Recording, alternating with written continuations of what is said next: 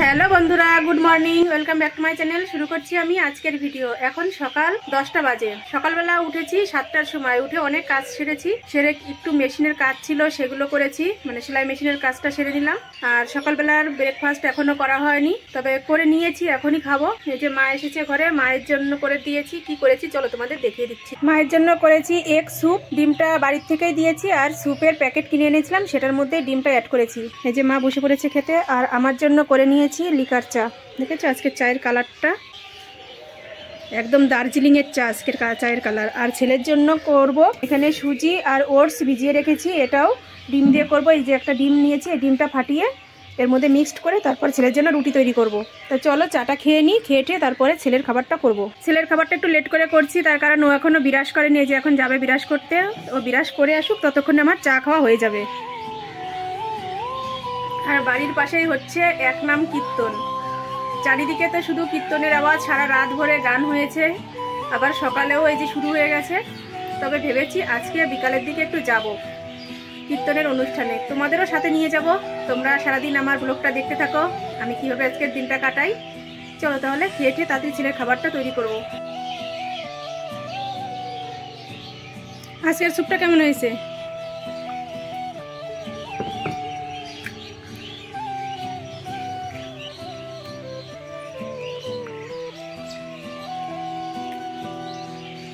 যে রুটি বানিয়ে এনেছি আর ছেলে খেতেও বসে পড়েছে।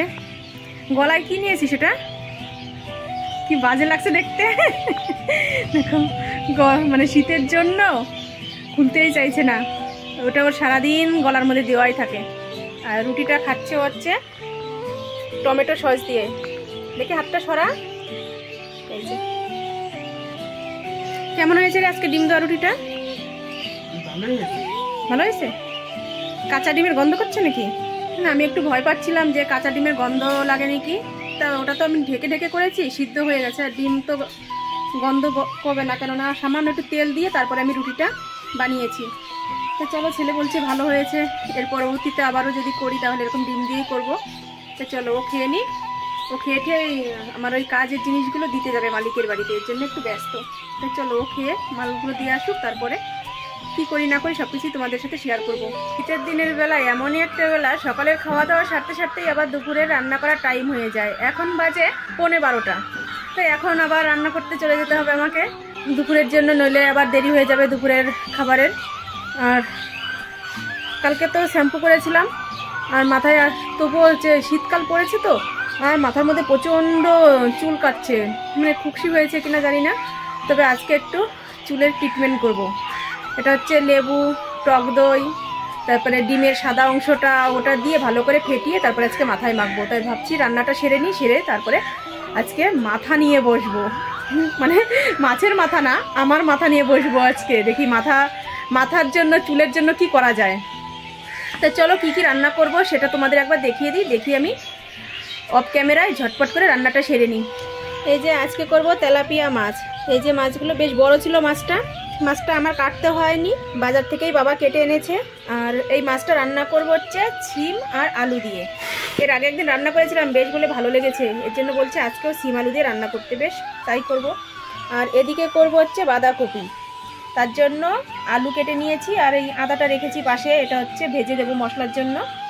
বাঁধাকপির ঘন্ট করব। আর এই ঘন্টটা এই যে মাছের মাথাগুলো রয়েছে, এই মাছের মাথাগুলো দিয়েই করব। তাই রান্নাটা আমি তাড়াতাড়ি করে নিই, করে তারপরে ফিরে আসছি, কেননা রান্না তাড়াতাড়ি না করলে আমি আমার চুলে ট্রিটমেন্ট করার টাইমটা পাবো না। তো চলো পরে আসছি আবার। রান্নাবাড়ি কমপ্লিট হয়ে গিয়েছে, এখন বাসনপত্রগুলো ধোবো, ঘর ছাড় দেবো, তারপরে মাথাটা একটু ট্রিটমেন্ট করবো। তো চলো কী কী রান্না করেছি সেটা তোমাদের দেখিয়ে আমি তারপরে ওই কাজে হাত লাগাই। এই যে এখানে করেছি সিম আলু দিয়ে তেলাপিয়া মাছ, আর এখানে রয়েছে বাঁধাকপির ঘন্ট, মাছের মাথা দিয়েছি এর মধ্যে। আর এই যে রয়েছে ভাত। আর এদিকে একটা দাদা এসে গুড় রেখে গেল, এই দেখো দেখেছো, 3টে বয়মে গুড় ভরা। গুড় বিক্রি করে এই দাদা, এর জন্য বাড়ি যাবে, আসা হচ্ছে বেথুয়া থেকে। তা অত দূর তো আর টেনে নিয়ে যাওয়া সম্ভব না। তাই বললো দিদি তোমাদের বাড়ি একটু রাখো, সকালবেলা তো আমি আবার আসবো, তখন আবার নিয়ে যাবো। ঠিক আছে থাক, অসুবিধা কি। তাই চলো পরে আসছি। এই দেখো বন্ধুরা, আমি ফ্রিজ থেকে ডিম বের করতে গিয়েছি আর হাত থেকে এই ডিমটা পড়ে ফেটে গেছে, কিন্তু কুসুমটা গলেনি। আর আমার তো শুধু সাদা অংশটা লাগবে, এই যে আমি আলাদা করে নিচ্ছি সাদা অংশটা। তাড়াতাড়ির সময় তোমাদের ওটা দেখাতে পারিনি, মানে এমন একটা আমি পুরো ভয় পেয়ে গিয়েছি যে কি হলো, হাত থেকে পড়ে গেল। আর এই যে লেবুটা এখন কেটের মধ্যে নেব। আর এখানে এই যে দই, টক দই নিয়েছি। চলো আমি এগুলো মিক্সড করে মাথায় নিয়ে নিই, আর তোমাদের আমি শ্যাম্পু করে এসে তারপরে কথা বলছি। অনেকটা লেট হয়ে গেছে এমনিতেই। চলে এসেছি স্নান করে, আর দেখো মাথায় গামছাটা পেঁচানো রয়েছে, এখনো ছাড়াইনি। একটু ক্রিম ট্রিম মেখে নিই, মেখে তারপরে একটু রোদ্রে গিয়ে দাঁড়াবো, তখন গামছাটা মাথা থেকে ছাড়াবো। উঠছে না কেন? একটা ক্রিম নিয়ে এসেছি, দেখো এই কাগজটা তুলতেই পারছি না, অনেক কষ্ট করে কাগজটা দেখো তুলতে পারলাম। তো ক্রিমটা মেখে নিই।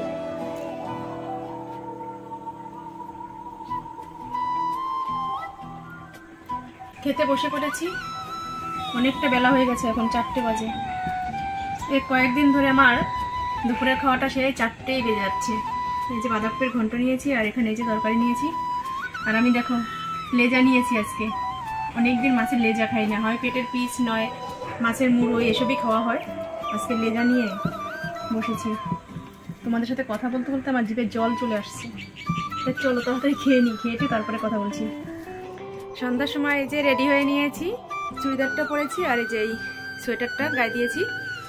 এখন যাব একটু গান শুনতে, হেঁটে হেঁটেই যাবো, কেননা বাড়ির কাছে, বেশিটা দূরে নয়, হেঁটেই যেতে হবে এখানে। তা চলো আমি যাই গানের অনুষ্ঠানে, ওখানে গিয়ে তারপর তোমাদের সাথে আবার কথা বলছি।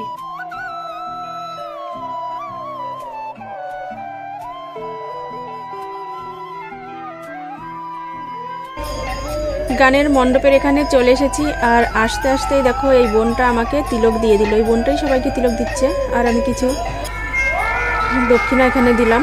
তারপরে প্যান্ডেলের ভিতরে ঢুকে পড়েছি, এখানে বসে বসে গান শুনছি। আর এর মধ্যে এই যে গানের টিম রয়েছে, এর মধ্যে একজন মানে আমাদের একটা কাকা গান করছে পরিচিত, এই সামনে যে কাকাটা গান করছে এটাই আমাদের এখানকার কাকা।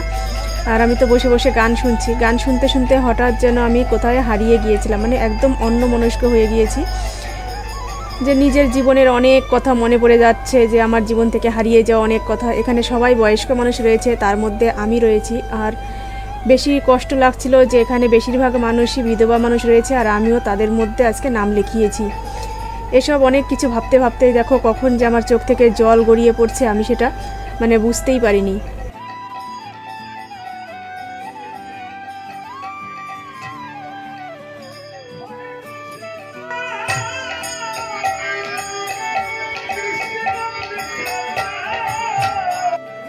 আর এদিকে পাড়ের কড়ির জন্য এই যে পয়সা তুলছে, যে যেমন পারছে সে সেরকম দিচ্ছে।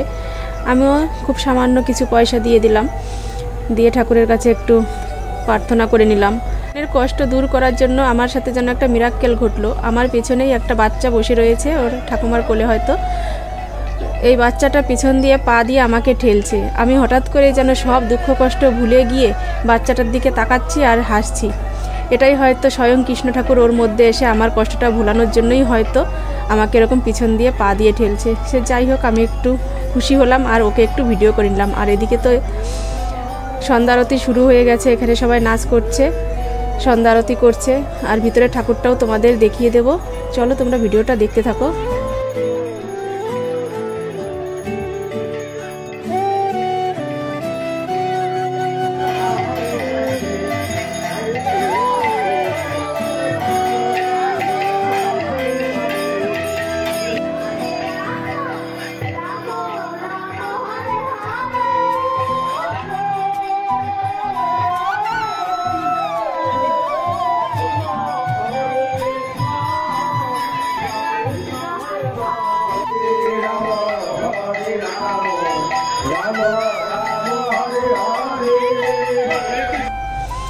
এখানে প্রসাদ খেতে যে চলে এসেছি, দেখো সবাই বসে পড়েছে আর আমিও বসেছি, আমাকেও থাল দিয়ে দিয়েছে। আর এই বাচ্চা ভাইটা আমার দিকে তাকিয়ে বলছে যে তুমি ইউটিউব করো? আমি বলছি হ্যাঁ। তা বলছে কি আমাকে ইউটিউবে ছাড়বে না, আমাকে ফেসবুকে ছেড়ে দেবে। আমি বলছি ঠিক আছে, তোকে ফেসবুকেই ছেড়ে দেবো। আর সবাই তো দেখছে। এই ভাইটা এসেছে গাগনাপুর থেকে, অনেক কথা বললো, আমাকে বলছে তুমি কিসে এসেছো, তোমাদের বাড়ি কোথায়? আমি বলেছি আমাদের বাড়ি হাটের পাশে। আর ও বলছে তোমাদের বাড়ি ঘাটের পাশে, কিসে এসেছে? আমি বলছি আমি পায়ে এসেছি। অনেক কথা বলছে, আর ওর চুলগুলো এত সুন্দর বেঁকানো যে আমি ওর চুলগুলো সম্বন্ধে একটু কথা বলছি।